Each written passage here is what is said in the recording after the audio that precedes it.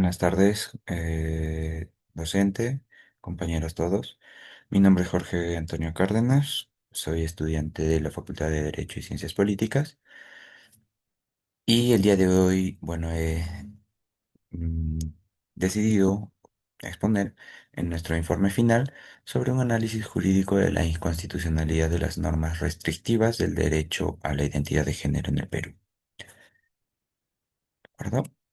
Eh, en primer lugar, vamos a un contexto y análisis bueno, y objetivos de este análisis, ¿no? En el contexto académico, pues decimos que el sistema jurídico peruano enfrenta desde hace mucho tiempo desafíos en inclusión y reconocimiento de identidades no hegemónicas, y este informe surge de la necesidad de realizar críticamente el conflicto entre la normativa administrativa y los derechos humanos. La motivación que nos lleva a realizar este análisis, pues es analizar cómo el juez, el doctor Saúl Pacheco Sánchez, resolvió un caso complejo basándose en criterios morales y principios constitucionales para desafiar una regulación reglamentaria restrictiva sobre la identidad de género. Y el objetivo central de este análisis, pues, es analizar la decisión judicial desde las teorías de Kelsen, Hart, Ferrajoli y Ross, para demostrar la inconstitucionalidad de ciertas normas y proponer una reforma basada en la autodeterminación de género. Bien, un quiebre jurisprudencial, ¿no? Sobre el caso del juez Pacheco. Es un caso real con el expediente número 02021-00001.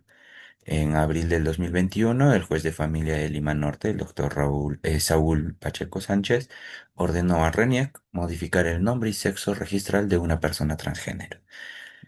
La clave de la sentencia fue que se realizó sin exigir cirugía de reasignación sexual, diagnóstico psiquiátrico ni autorización judicial previa. Esta decisión representa un quiebre en la práctica tradicional de la RENIEC, pues esta última exige requisitos médicos y judiciales invasivos.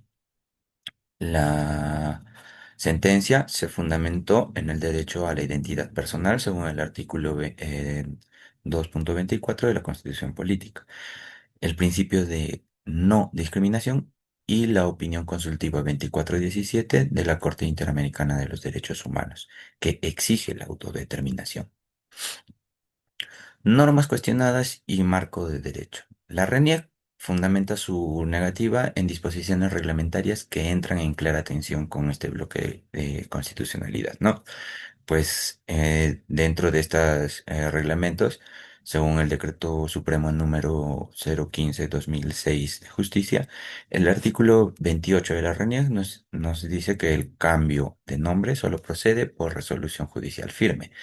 Y en el artículo 30, el cambio de sexo requiere certificación médica, psicológica y que acredite la resignación sexual.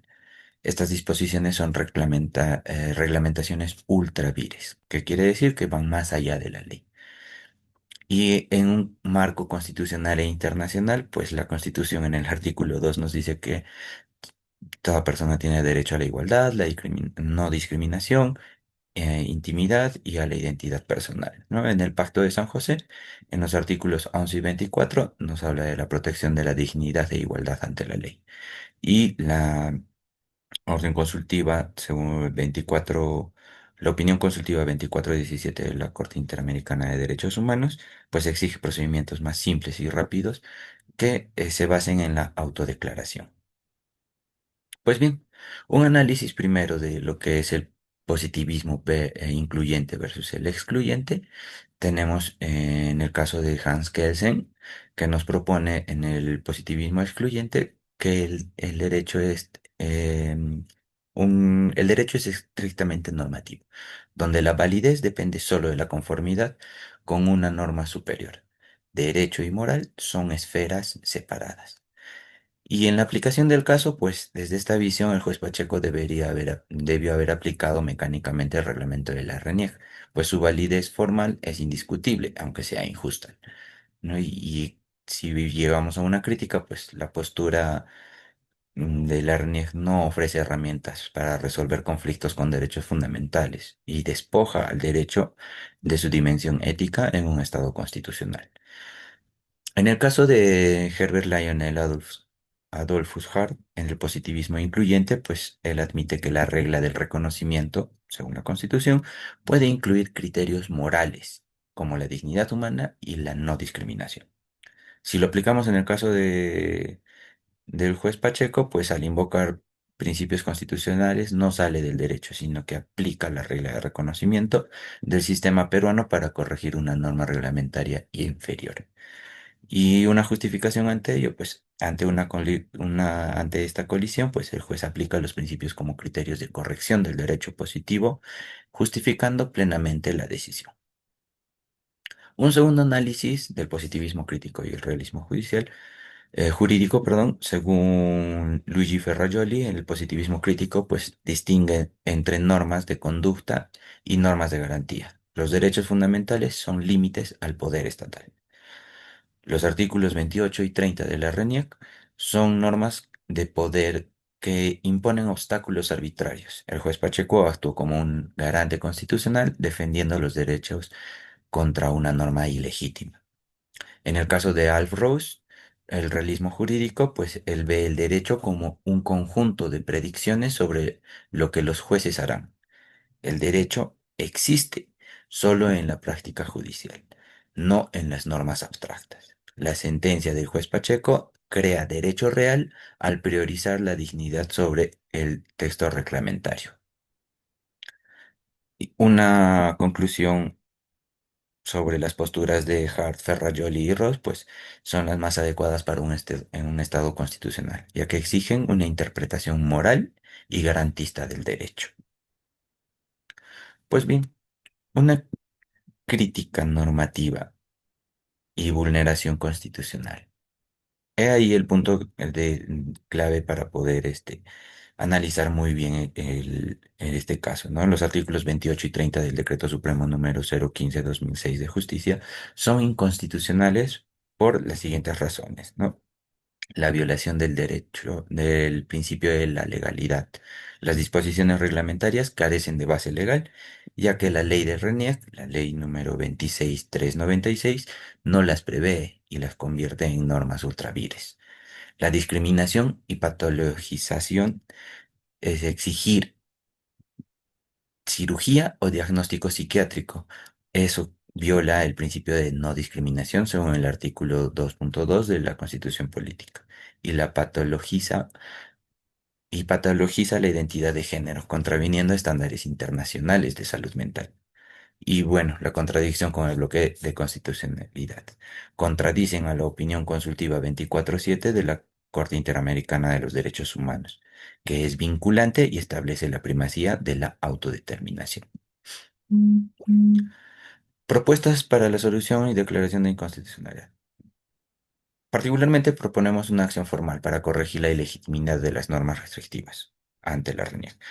En primer lugar, solicitamos al Tribunal Constitucional el declarar la inconstitucionalidad parcial y con efectos erga omnes de los artículos 28 y 30 del Decreto Supremo número 015/2006 Justicia.